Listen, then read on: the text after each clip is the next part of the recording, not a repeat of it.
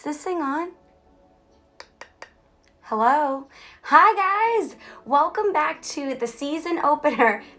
The season opener of the Antisocial Socialite. We're on to season 2 right now, and although I enjoyed the last 3 weeks off, enjoying the beach and the end of summer, I missed you guys. I missed you a fuck ton. I'm like really digging this hand and tiny mic set. So I just want to let you guys know, for those that don't know, I have an obsession with these tiny hands that are like finger puppets. I get them at the paper source in case anybody's looking, but the ones that I am currently holding today are from the Tiny Hand Challenge game. Yeah, so Johnny gave this game to me, and as you guys know, Johnny is the real life merman that I had featured in one of my commercial breaks, because I brought tiny hands to his wedding and to Aruba and Jackie's wedding, which unfortunately I lost my arsenal of tiny hands in all different skin tones. I had given them out and left the rest of them there, so I'm so sad. So I have the ones that you're actually supposed to tuck under your sleeves, but I don't really have sleeves right now. So, and then I recently just bought this too, this tiny mic. So share with me anything that you guys have that might be like mini that I'd be obsessed with, because I'm totally down for like awkward stuff, right? Also a paper source buy. Like, they've taken thousands of dollars worth of my money. So welcome back, guys. I just want to first dedicate this episode to the notorious RBG. That's right. Justice Ruth Bader Ginsburg unfortunately just lost her battle with cancer a few days ago, and we love her eternally. She is such a badass for women's rights and literally working up. I just saw, the beginning of September, this woman is like on her deathbed and she's officiating a wedding for a close family friend. Like, when you talk badass, that's who comes to mind. So round of applause for her. Woo! We love her. But so much has gone on in the last few weeks, all right? First of all, Tory Lanez has allegedly, that's the key word so I don't get sued, right? Allegedly texted Megan Thee Stallion apologizing for shooting her. So, is that admission of guilt? Cardi B has filed for divorce from Offset after 3 years of marriage. And with all these big breakups going on, I hope the biggest breakup that we have in 2020 is on November 3rd. That's right.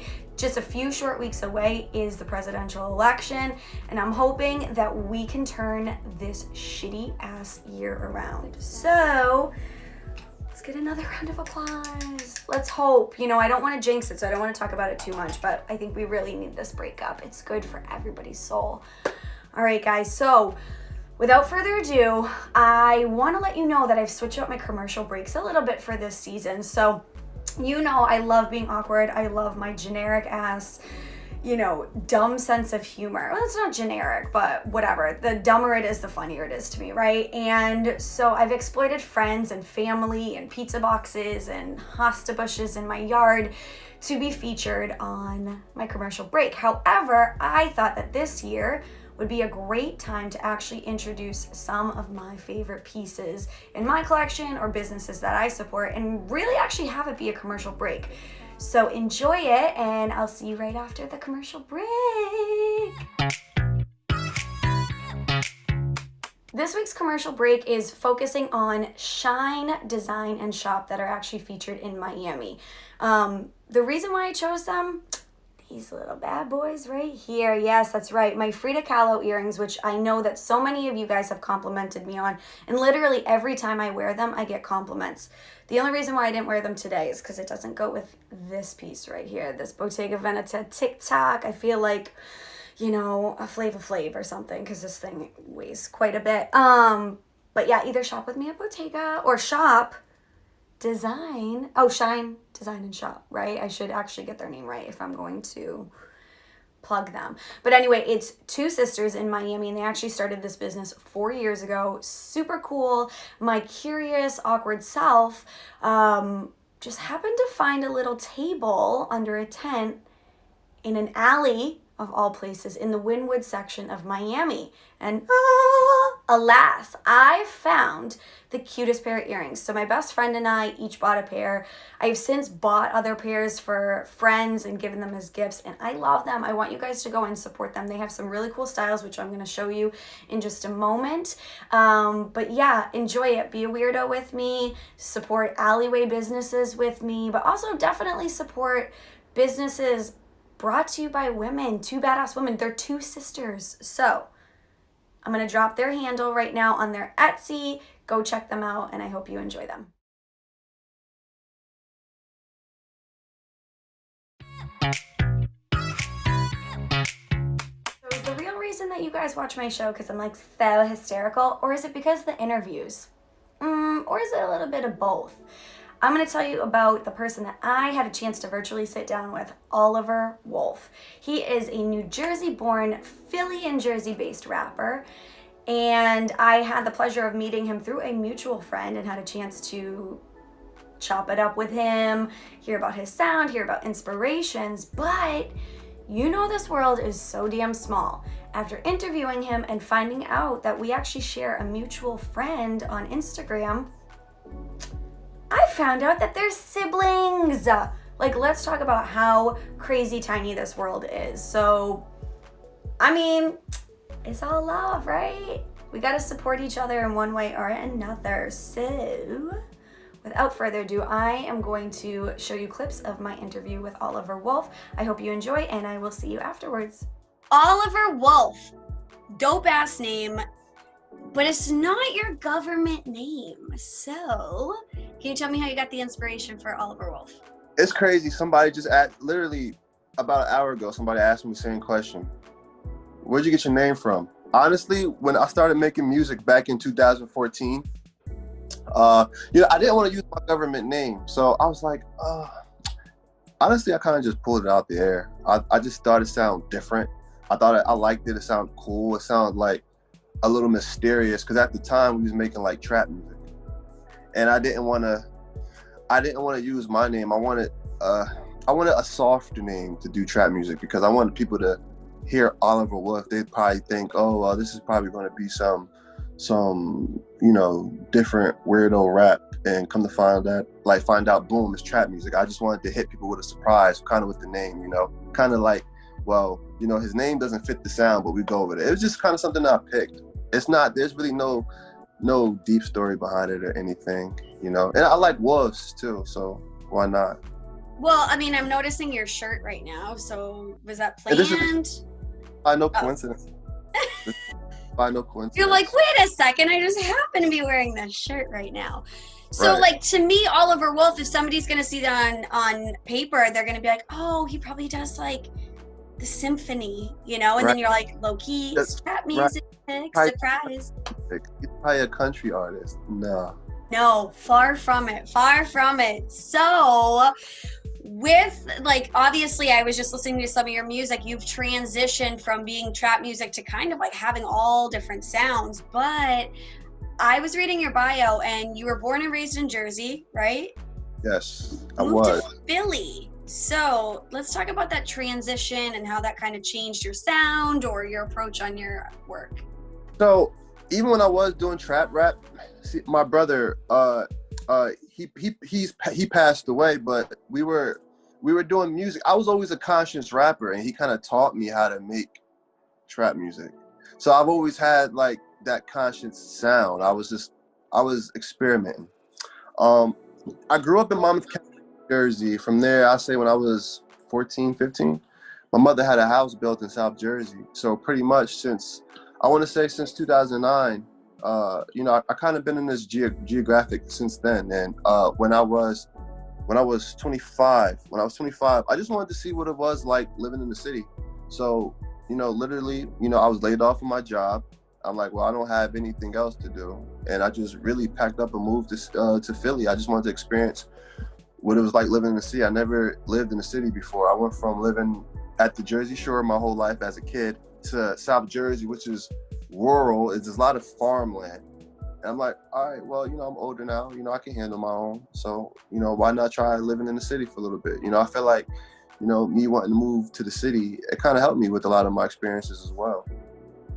That's awesome. So I just need to like ask the obvious question. Growing up on the Jersey Shore, did you ever meet the cast of Jersey Shore? Actually, yeah, I have. Really? Yeah, we used to always go down the seaside, you know, where it was filmed. Is it Seaside Heights, or did I just make that up? Thank you. I was like, I couldn't remember, but yes. Okay.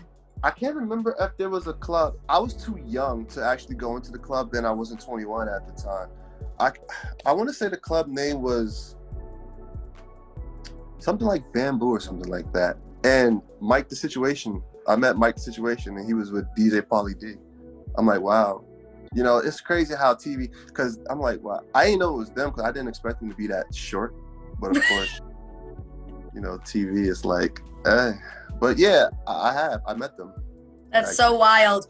I remember, so Pauly D is actually from Providence, and I'm based out of Boston. So when I was working at a store at a former location, I heard like, oh, he's in the mall, blah, blah, blah, blah, blah. And my store used to be right next to Gucci. So I had tons of friends that I, you know, were colleagues there and all this stuff. I can't even talk right now. But anyway, so I was just in there like chatting with them on my lunch break, and Pauly D just walks right by me. I'm like, oh my God, I'm so starstruck. But I'm like, why? It's Pauly D. I didn't even say hi, or like, I think he thought I worked there. And I'm just like, yeah, let us know if you need any help. I'm like, I don't even work here. I'm on my lunch break and I work in another store, but whatever. But it's just so crazy to see like how all of their careers have taken off by literally going on this MTV reality show. And now he's like a DJ in Vegas and has this like, life. Right. So maybe one day, like, you can move back to the Jersey Shore and we're going to get you on a show, and then you're going to blow up and be living.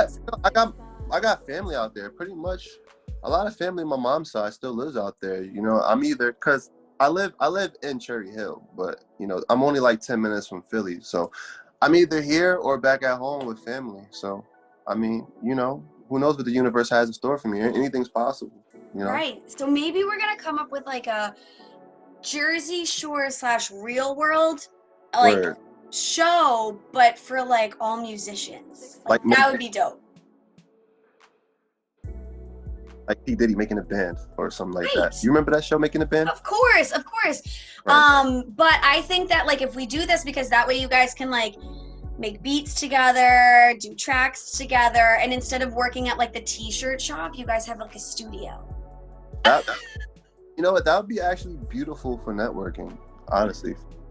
I would definitely part in something like that.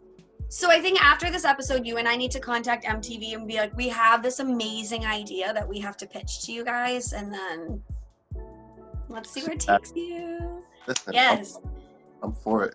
All right, perfect. So, okay, well, first of all, this interview is not about the Jersey Shore cast. This interview is about you. So I want to reverse and keep going towards the direction, hearing more about you.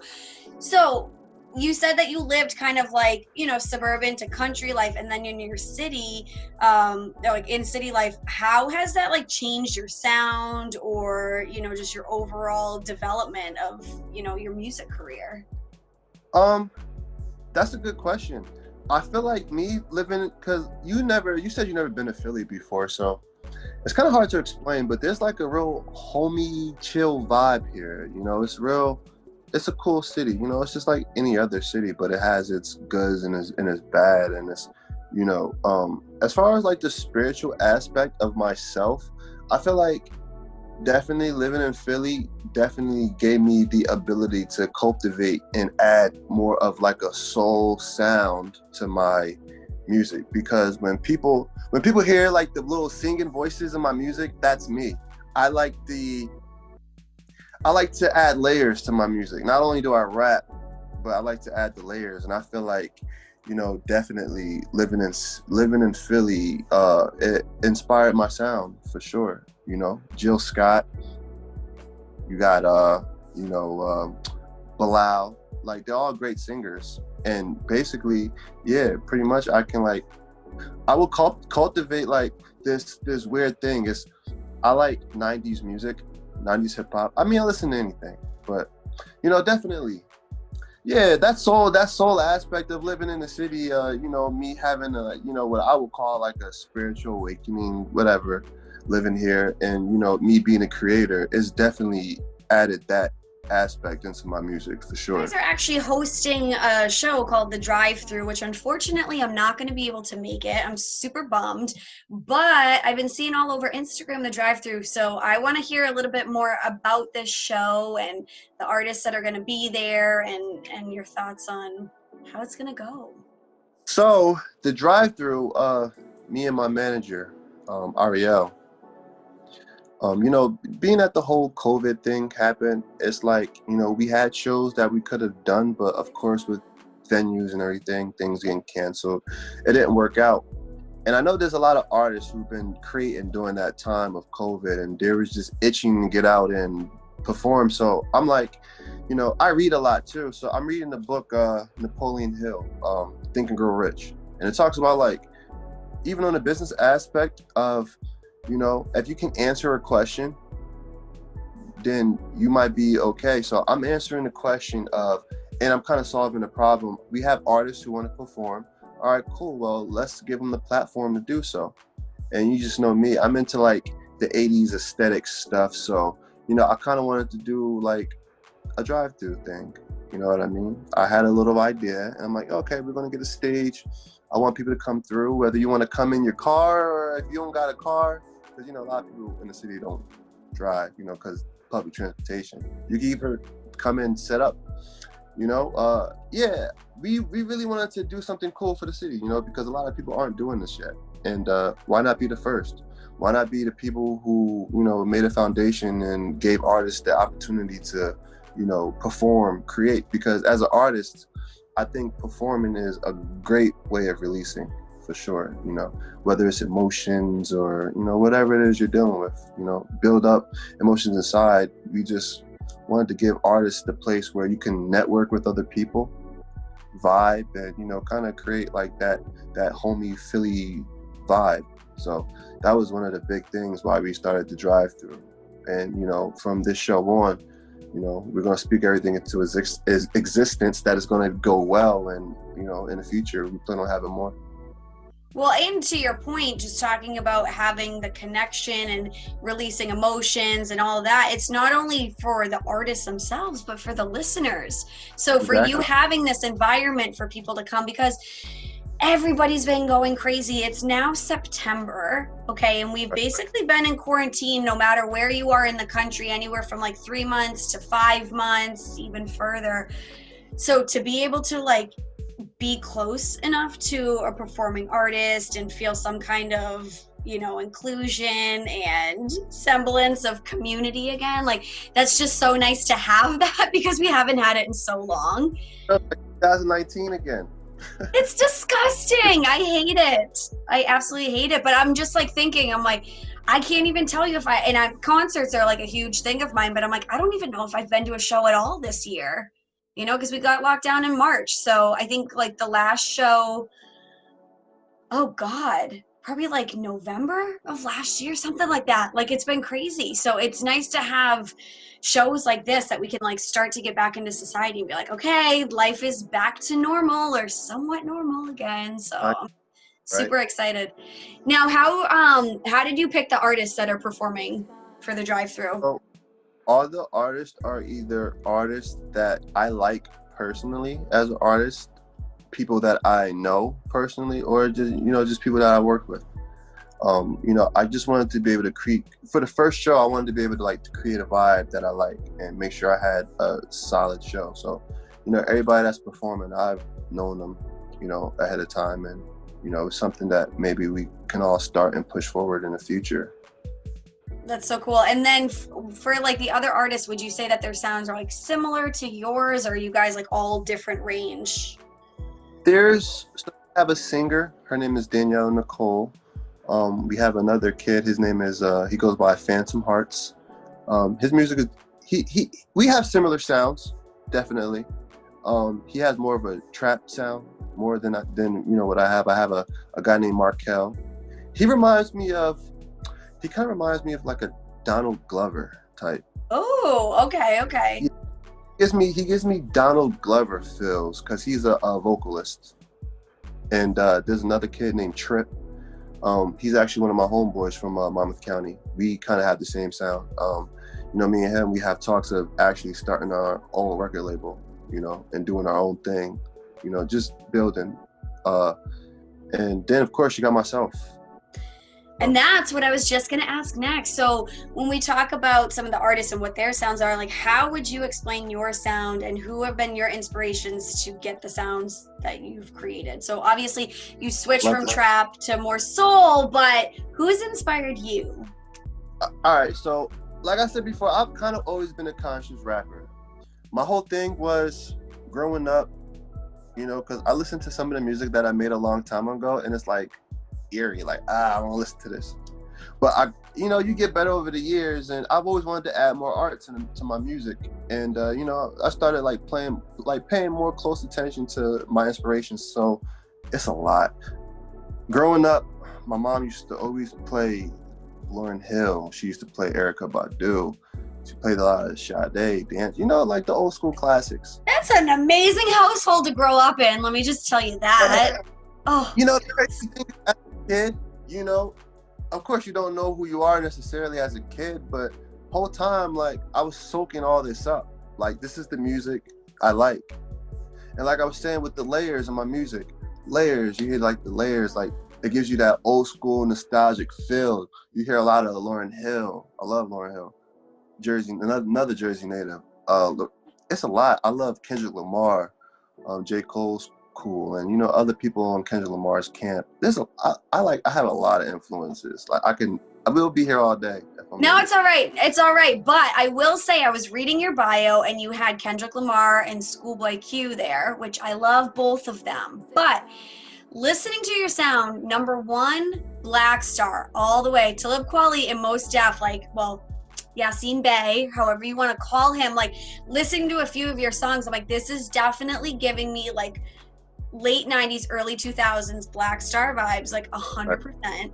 I noticed a little bit of UGK in there. So that's where we have like a little bit of trap in there. I get a lot of comparisons to Common. Oh, okay. I was gonna say that because I'm like, I feel like, not that your voice is like totally like him, but you guys have a little bit of the same tone, and I'm obsessed with Common. So I'm like, even just like your speaking voice, I'm like, yes, I can see that. Yeah. Like a softer tone. Yeah, definitely.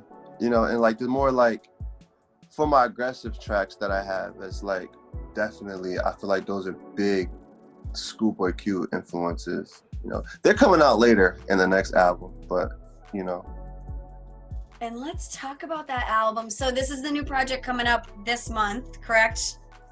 Self-titled, Actually, I wanted to drop it on my birthday, but okay, wait, I'll retract everything I just said then. I won't say a word. Or no, it's okay, because I wanted to drop it on my birthday, but I'm pushing it back because, with my first album, I had dropped the album called Black in America.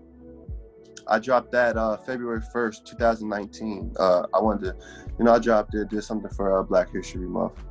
And, I kind of feel like that was rushed. So with this, I really didn't want to rush anything because now I have my sound. My sound is more in tune. And, I want to take my time with this, because that was always been one of my biggest problems. It's like, I like to rush, you know what I'm saying? Like, I like to make my music, it sounds good, okay, cool, I want to put it out. And I don't want to do that this time. Like, my whole thing for 2020, like for the end part of 2019, 2020 was me building a portfolio. I wanted to build a portfolio of music to give my listeners, something to listen to and kind of get them to gravitate more to my sound. Okay, he has a sound. We got it. Now what I want to do is I want to take my time to, live life a little bit, get some more inspiration and be able to like broaden out my spectrum when it comes to like different topics of different songs, because I wanted to call it Oliver, self-titled. And I just wanted to have experience about myself. And I feel like, if I'm not done growing, I don't really want to put that music out yet because it's just so much I'm going to experience. I'm going to be able to talk about that. I don't want to rush and put the music out. I want to dive in. I'm going to ask you a few random questions. All right. Pretty much all through quarantine, we've been blessed with the versus battles, right? Right. Who would be like your ultimate matchup? That like two artists that you love that you're like, I want to see them on the Versus stage together. See, music-wise, that's hard, but of course, it's like everybody. I want to see Kendrick and Cole go at it. Music-wise, it's kind of difficult, but I would like to see them go bar for bar because they're both decent. Now, talking about singing and rapping, you definitely like have that on lock. But if you were to have somebody featured on one of your tracks, who would you want? Like the ultimate like dream guest featured on one of your tracks. I would love see. I like to think outside the box, right? I would want to get like Lauryn Hill. Definitely, I would love to get Lauryn Hill on a song. You know why? Because if I get Lauryn Hill on a song, people would be like, "What the hell? How did he do that?" And it would be, I just feel like it would be so dope. Like that's automatic blow with our two talents together. I feel like a song with me and Lauryn Hill would definitely be like, this is incredible. I would love to do a song with Lauryn Hill. You know, just the vibe alone. You know, as she shows up on time. Just gonna ask you. I was gonna say, but do you think she'll actually show up to the studio? Come on now. You literally just read my mind. So maybe tell her it's on like a Tuesday and it's actually gonna be on Thursday, you know? Right. And then by the time she actually shows up, you're like, great, because we just got here. Right. So Perfect time. before we wrap up, do you have a random question for me? How about we like throw a spin on it and now you can have a chance to interview me? Okay, sure. You're like, oh, let me think. Let me think of a question. Okay, who are your top 3 artists right now? Well, what genre? Hip hop. Okay, because I always say Lady Gaga because like she is life. So Did you see her? Did she perform at the VMAs or something like that? she did. Okay, so I actually didn't have a chance to watch it because we had the Zoom call for our mentor group, which Gabe is in. So hi, Gabe. We just talked about him a few minutes ago. So I didn't get to watch it, which of course Gabe was like hitting up our group chat like, this is so whack. We could have been better hosts on this show, blah, blah, blah, whatever. Right. So I followed her on Instagram and I saw all of her amazing outfits. So I was like, okay, I really have to go back and like watch her performance and all that stuff now. But no, but anything she does is amazing. So I don't even care. But yeah, I'm going to go back and watch the VMAs. So she's like always like number 1 in my eyes, but that's for pop music. But Jay-Z is like the ultimate, like the ultimate. Top tier. Top, right. like top. Somebody actually told me, somebody was like, yo, you're kind of like if Jay-Z and Erykah Badu had a baby. They was like, it might have been you. And you're like, and here I am. I Oliver said Wolff. I appreciate that. Yes, Badu Carter. Here I am. Right. Yes. So when people ask for your legal name, you can say that Oliver Wolff Badu Carter. That's it. That I might have to use that. I might have to take that. And I remember you because you gave me that. Yeah, absolutely. Oh, Carter. Now, see, I'm like stumped because I really I know you are. That's why I asked you it, because it's know. Hip hop is so hard to get a top 3. I don't care who you are. Yeah, I mean, like, right now in this moment, like, that's really hard for me. Like, I didn't start listening to Nipsey until about, like, just a couple months before his birthday, but his death date, not his birthday. But I think he's phenomenal. He was, like, gone way too soon. And I will say the same about Pop Smoke. Like, I feel like it was sad because he has such a unique voice that, like, even just listening to Dior when it came out, like, he has such a deep, gritty voice that I'm like, oh, I'm really, really excited to see where this kid's career goes. He's like 20 years old. Right. So I'm just like, oh. Voice is deep as hell. I did not know. Like, when I first started listening, I didn't like, who the hell? I thought he was like some 40-year-old. I didn't know he was. Right, and then you're like, he just like hit puberty a few years ago, and you're like, why is his voice this deep? But I will say, like, I love his album, but listening to him, I was just like, oh, I'm super excited. And I don't normally say that, but I'm like, I'm super excited to hear what sounds we get out of him and how his career evolves. And then all of a sudden in February he's gone, and I just felt some weird kind of way, because I was just like, no, this is the first artist in a very, very long time that I actually get excited to see what's in the future, not just even enjoying the music in the present. So I appreciate his album. I definitely get 50 Cent vibes all over, because I know that he helped like finish producing it. Definitely. Yeah, he kind of sounded like too, though. Yeah, so I'm like actually curious. I haven't watched any interviews that 50 did or anything about that, but I kind of want to know, like, if that was his sound before he passed, or if it was kind of influenced with 50 like producing the rest of it.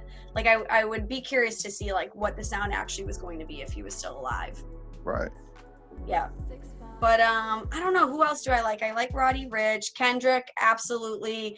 Like Studio from Schoolboy Q is one of my favorites, so I was like so happy when I saw that DJ the Chicago Kid.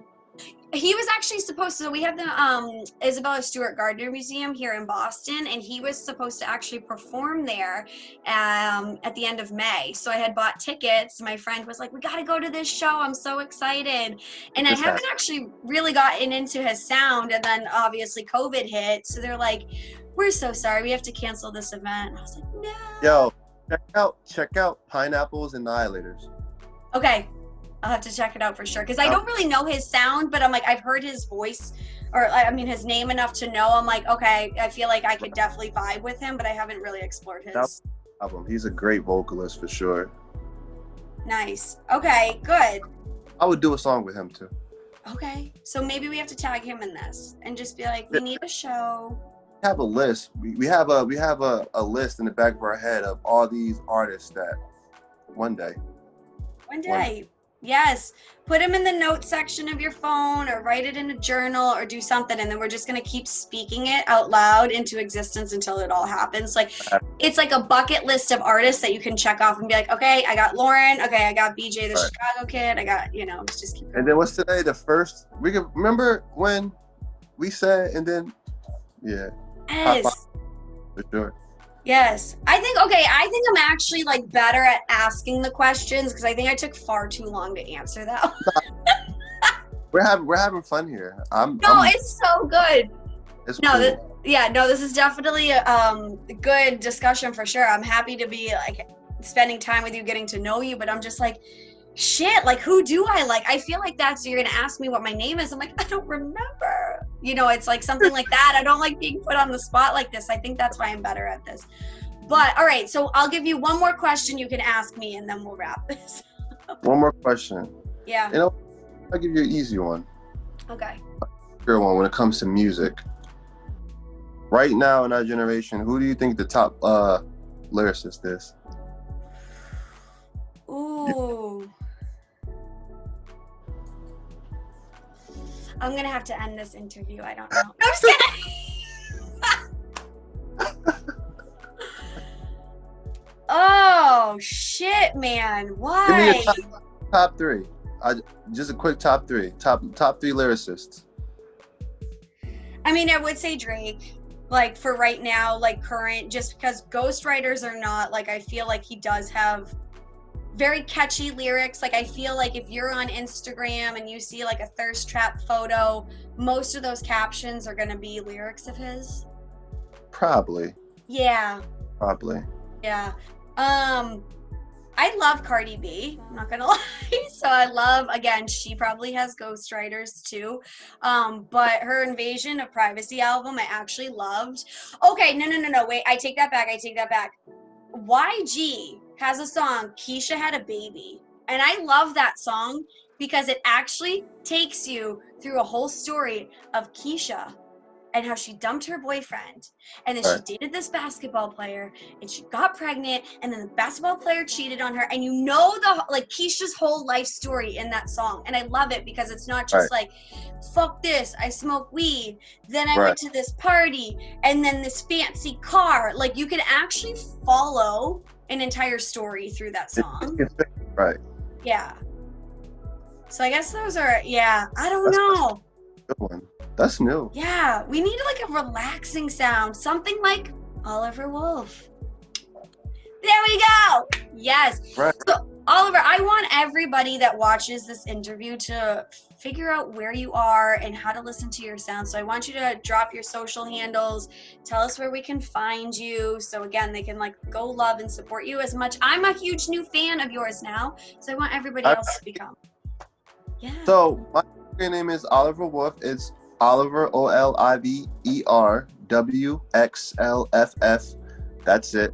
You can find all my music on pretty much all the major platforms: Amazon, Spotify, Apple, Tidal, YouTube. I'm everywhere.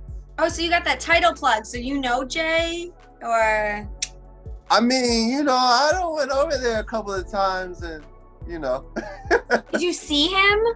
not yet, but I'm still working on that. Oh, what a great interview, right? I love him, Oliver Wolff. You guys have to make sure to go check him out. He's actually on all streaming platforms. And you can also check him out by going to my following list and stalking him, but I'm going to tag him, all that fun stuff on Instagram at Oliver Wolff. You guys, I'm so excited to be back. Season 2 is underway. All right, I'll see you guys next week. Have a great day. Don't let this like premature fall weather get to you. I'm wearing like a turtleneck thing right now. What is this about? I'm probably gonna have to retreat indoors now. These are the last few days of my porch recordings. I'm so sad. Well, I mean, I guess I could put a heater out here, but like whatever. It's like... Anyway, I'll see you guys next week. Bye. Bye.